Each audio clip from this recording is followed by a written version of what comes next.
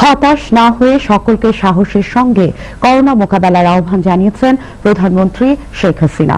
বিকেলে একাদশ জাতীয় সংসদের সপ্তম অধিবেশনের সমাপনী ভাষণে সংসদ নেতা কোভিড-19 সংক্রমণ রোধে দেশবাসীকে ঘরে থেকে স্বাস্থ্য সুরক্ষা বিধি মেনে চলার উপর গুরুত্ব আরোপ করেন। বিস্তারিত আসিফুর রহমানের রিপোর্টে। করোনা পরিস্থিতিতে সাংবিধানিক বাধ্যবাধকতা রক্ষায় সংসদের সংক্ষিপ্ত অধিবেশন শনিবার, যেখানে শোক প্রস্তাবের উপর আলোচনা এবং একই সঙ্গে সমাপনী ভাষণ দেন সংসদ নেতা শেখ হাসিনা। বক্তব্যের প্রায় পুরোটাই ছিল করোনা প্রসঙ্গ। সংকট কাটাতে তিনি তুলে ধরেন চিকিৎসা সহ সরকারের নানা পদক্ষেপ। সব ধরনের খরচ সরকার বহন করছে, আমরা যা বহন করছি এবং সমস্ত ব্যবস্থাপনা আমরা নিচ্ছি। এ পর্যন্ত 92,000 পরীক্ষার কিটস সংগ্রহ করা হয়েছে, 20,000 বর্তমানে সেটা বিতরণ করা হয়েছে এবং 72,000 মতো মজুদ রাখা হয়েছে। আর এই কিট সরবরাহ অব্যাহত রয়েছে। কাজে এটা অনেকে আশঙ্কা করেন যে অভাব হওয়ার কোনো লক্ষ্য নেই, কারণ 72,000 মতো আমাদের সংগ্রহে আছে, আমরা সেটা ব্যবহার করে যাচ্ছি। বিশেষ এই পরিস্থিতিতে কেউ যেন খাদ্য সংকটে না পড়ে সে লক্ষ্যে ব্যবস্থা নেওয়া হয়েছে সংসদকে জানান প্রধানমন্ত্রী। আমরা আরও 50 লক্ষ রেশন কার্ড করে দেব, তাতে আগে 50 আর আরও 50 করলে প্রায় 1 কোটি কার্ড, অর্থাৎ 1 কোটি কার্ড, অর্থাৎ একটা পরিবার যদি 4 সদস্য বা 5 সদস্য বিশিষ্ট হয়, তো আপনারা মনে করেন যে প্রায় 5 কোটি মানুষ এই সুবিধাটা ভোগ করবে। কাজে খাদ্যের জন্য কারো অসুবিধা না হয় সেই ব্যবস্থা ইনশাল্লাহ আমরা করতে পারবো। করোনার কারণে অর্থনীতি বিপর্যস্ত হতে পারে আশঙ্কা সরকার প্রধানের, তুলে ধরেন এ লক্ষ্যে নেয়া প্রণোদনা সহ নানা ব্যবস্থা। অর্থনীতি যাতে গতিশীল থাকে, প্রাণ সঞ্চার থাকে, সেদিকে লক্ষ্য রেখেই আমরা কুটির, ক্ষুদ্র, মাঝারি, ভারী শিল্প বিভিন্নভাবে আমরা 3 ভাগে এই প্যাকেজটা দিচ্ছি।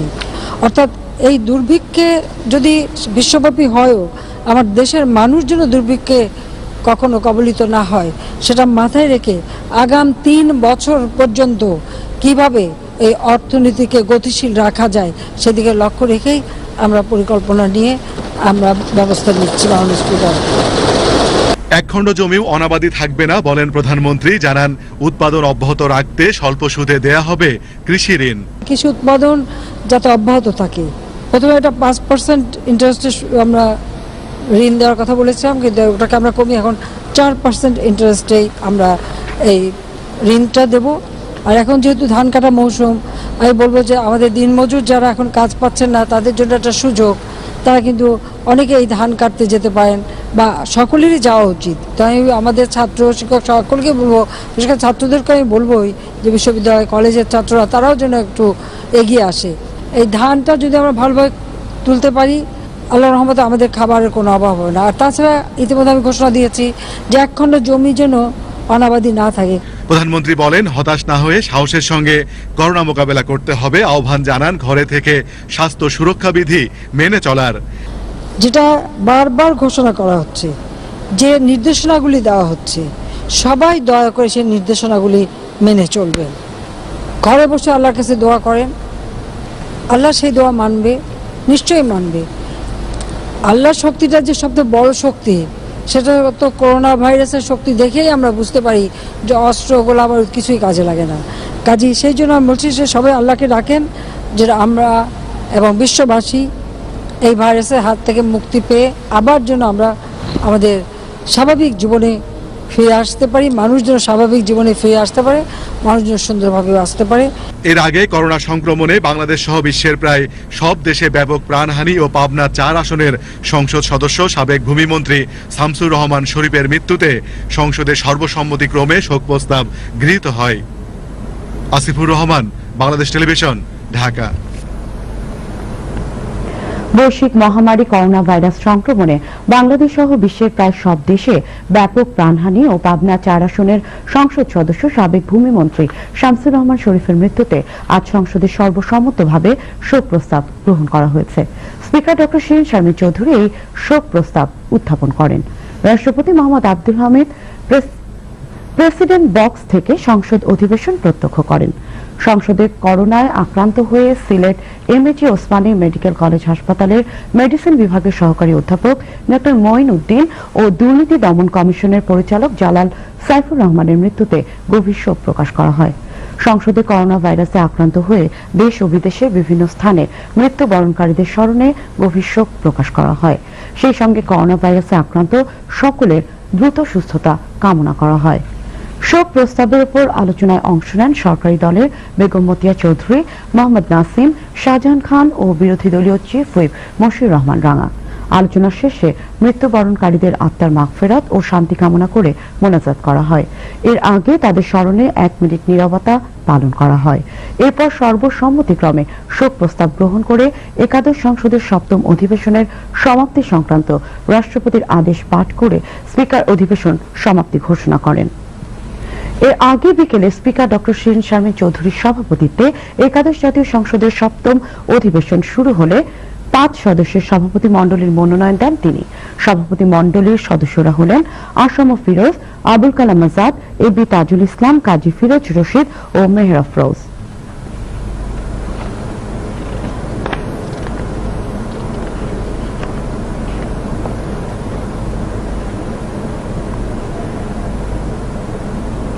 একাদশ জাতীয় সংসদের উপনির্বাচনে নির্বাচিত 3 জন সংসদ সদস্য আজ শপথ নিয়েছেন। স্পিকার ডক্টর শিরিন শারমিন চৌধুরী সংসদে তাদের শপথ বাক্য পাঠ করান।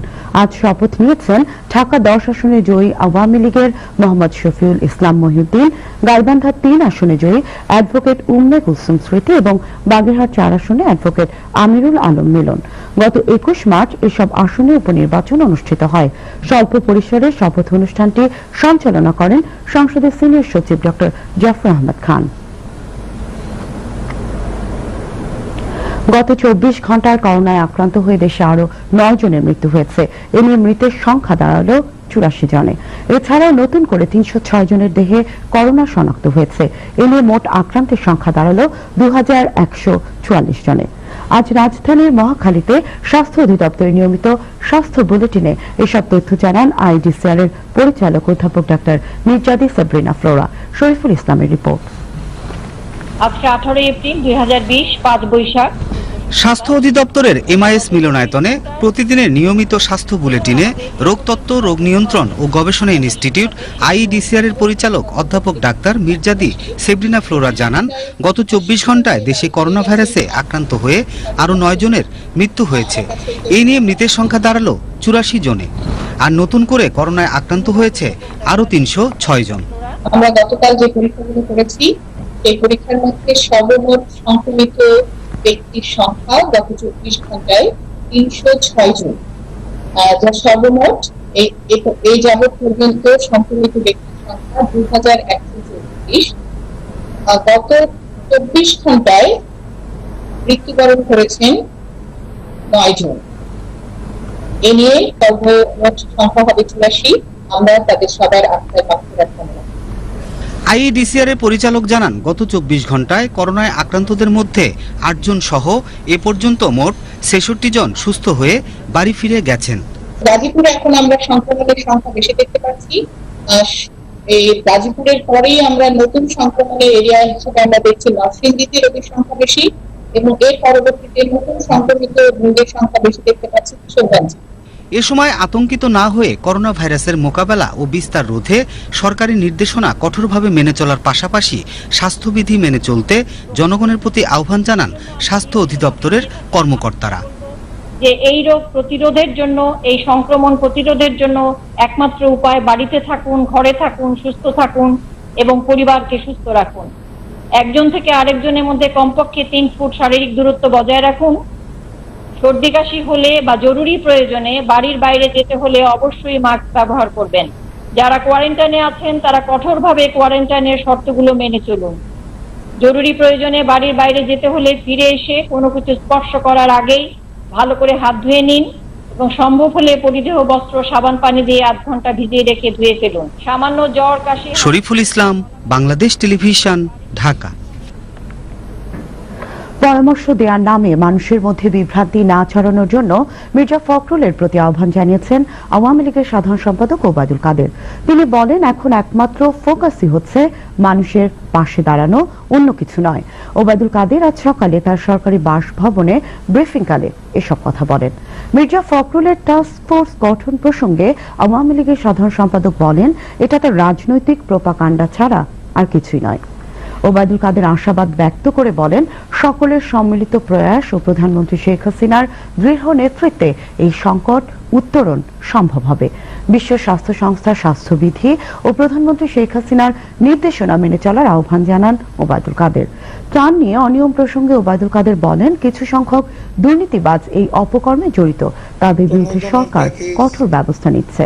ঘোষণা করার পর সর্বমহলেই প্রশংসিত হয়েছে, এমনকি মির্জা ফখরুল ইসলাম আলমগীর সাহেবও ধন্যবাদ জানিয়েছে। অথচ এখন বিরোধিতার খাতিরে বিরোধিতা, সরকারের বিরুদ্ধে বিভ্রান্তি ছড়িয়ে রাজনৈতিক ফায়দা তোলার জন্য প্রণোদনা প্যাকেজ নিয়ে বিএনপি বিরূপ মন্তব্য করতে শুরু করেছে। আমরা এই দুর্যোগের মধ্যে কাদা ছোড়াছড়ি রাজনীতিতে লিপ্ত হতে চাই। মির্জা ফখরুল ইসলাম আলমগীর সাহেব জাতীয় টাস্ক ফোর্স গঠনের আহ্বান জানিয়েছেন, কিন্তু প্রশ্ন হচ্ছে এই মুহূর্তে জাতীয় টাস্ক ফোর্স গঠনের প্রশ্ন কেন?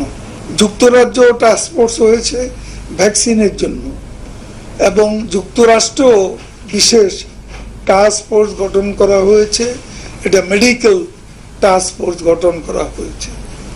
মির্জা ফখরুল ইসলাম আলমগীর জাতীয় টাস্ক ফোর্স বলতে কি বোঝাতে চান? এই টাস্ক ফোর্স কি, এর ব্যাখ্যাটা কি, তিনি পরিষ্কার করে কিছু বলেননি। এটা কি কোনো রাজনৈতিক উদ্দেশ্য প্রণোদিত কোনো বিষয়? জনগণকে বাংলাদেশ আওয়ামী লীগ এবং আমাদের নেত্রী প্রধানমন্ত্রী শেখ হাসিনার পক্ষ থেকে অনুরোধ করছি, আপনারা স্বাস্থ্যবিধি মেনে চলুন, ঘরে থাকুন, আমরা আপনাদের পাশে আছি। ইনশাল্লাহ এই সংকট আমরা মোকাবিলা করতে পারব।